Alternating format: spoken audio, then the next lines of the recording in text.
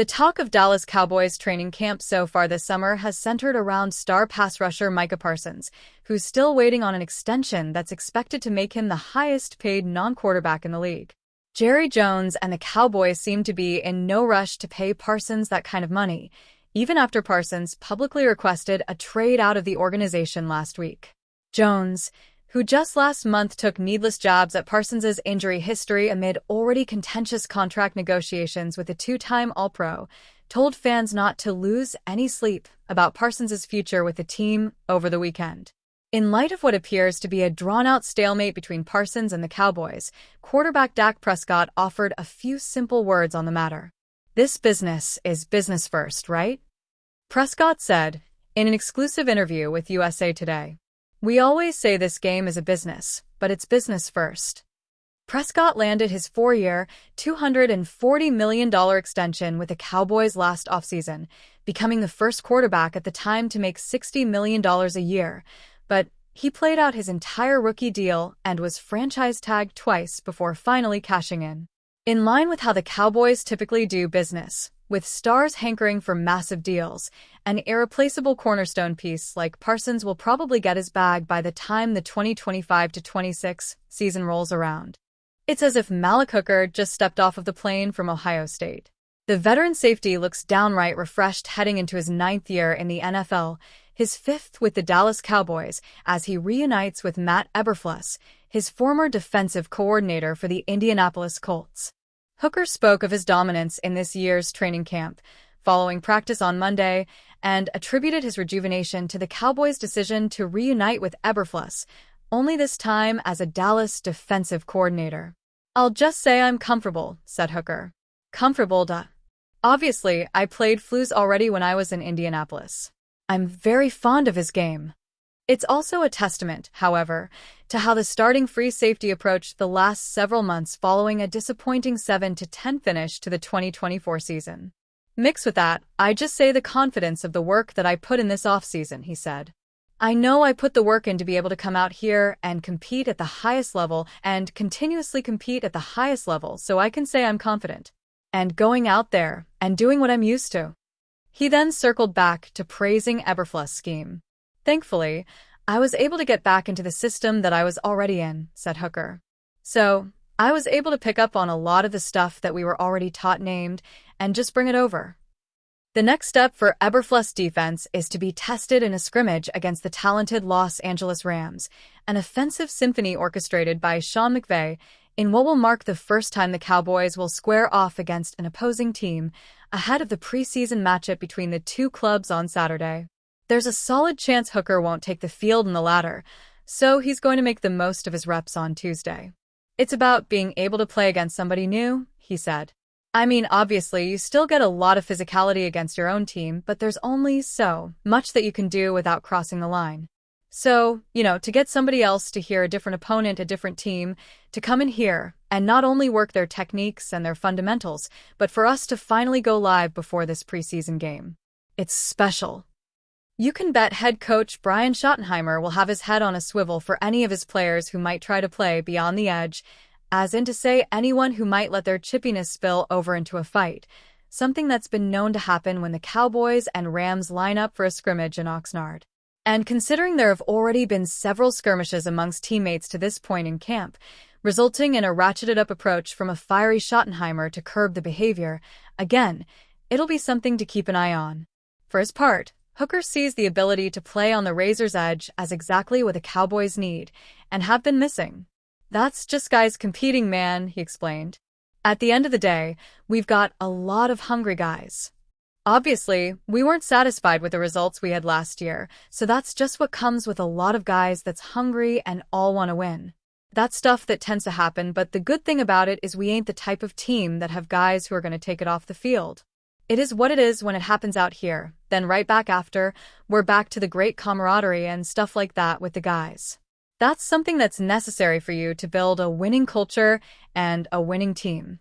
So if that's what it takes for us to cross that next step we need, and the next speed bump for us to get to the next level, so be it." In the immortal words of Cool Breeze and the Dungeon family, watch for the hook. Although the gray hair and baggy eyes that fans are currently displaying may suggest otherwise, it has only been 3 days since Micah Parsons declared he no longer wishes to play for the Dallas Cowboys. The two-time All-Pro pass rusher has run out of patience amid his ongoing pursuit of a massive contract extension. Owner and general manager Jerry Jones is not expressing any concern, insisting that this is all part of the dance. His head coach is also operating under the assumption that Parsons will be present on Dallas' defensive line this season. Still planning on moving Micah around?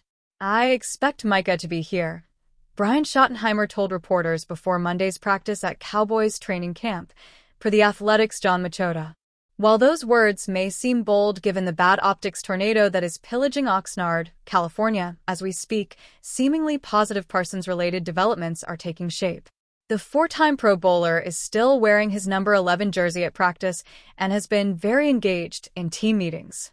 He remains largely inactive on the field, however.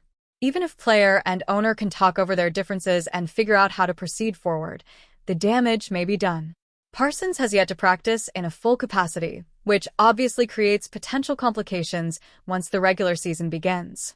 Moreover, whether the team will admit it or not, this whole saga is undeniably a big distraction. What is supposed to be a bounce-back/redemption-seeking campaign is once again descending into a Cowboys melodrama. Needless to say, the Schottenheimer era is not off to an ideal start. Can Cowboys get through this and achieve genuine success in 2025? The Dallas head coaching job is stressful enough without any added drama. That sentence can refer to anyone who has served under Jerry Jones.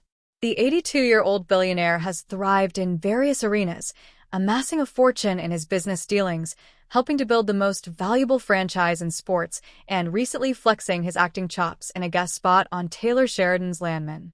But he is not an easy guy to work for, at least as far as America's team is concerned. Jones produces controversial soundbites ad nauseum, so many that fans barely flinch anymore, wields considerable power in the front office, and drags his feet in contract negotiations. That is enough to mentally drain even a veteran HC, let alone a rookie one.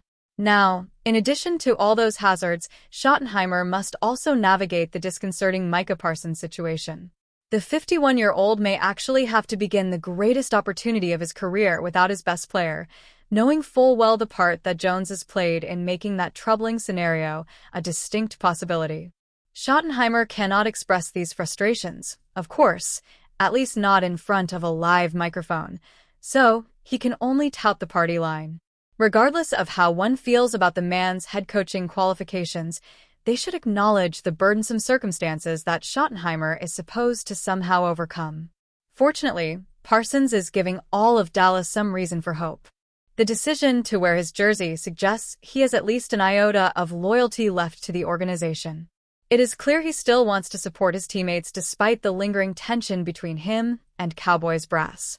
Brian Schottenheimer is doing his best to stay focused on the game-wrecking impact the 26-year-old can have on the gridiron. Parsons has totaled 52.5 sacks and 63 tackles for loss in just 63 games. Hopefully, everyone involved can manage to get some sleep amid this Texas-sized headache.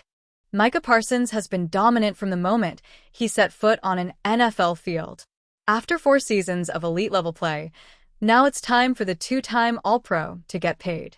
Yet, for whatever reason, the Dallas Cowboys are dragging their feet during negotiations, despite Parsons entering the final year of his contract. After over a year of asking to negotiate a contract extension, Parsons has officially requested a trade from the only NFL team he's ever known. To no surprise, Cowboys owner Jerry Jones hasn't flinched, and to this point, it appears the team has zero interest in working out a trade involving their best player. Yet, now that he has requested a trade, some can't help but be reminded of an interview back in February where Parsons admitted that the Pittsburgh Steelers are the one team he'd love to join if he were to ever leave Dallas. The main reason why he's intrigued by Pittsburgh? The presence of Mike Tomlin, who hasn't had a losing season in 18 years as an NFL head coach. If I ever return home, it's going to be Pittsburgh, Parsons said. I mess with Mike Tomlin. Just the idea of pairing Parsons with TJ Watt, who's currently the NFL's highest-paid defender, should keep opponents up at night. Still, It feels like the Cowboys aren't entertaining trade offers. Though if they do, Dallas may prioritize trading their superstar defender out of conference. If so, why not the Steelers?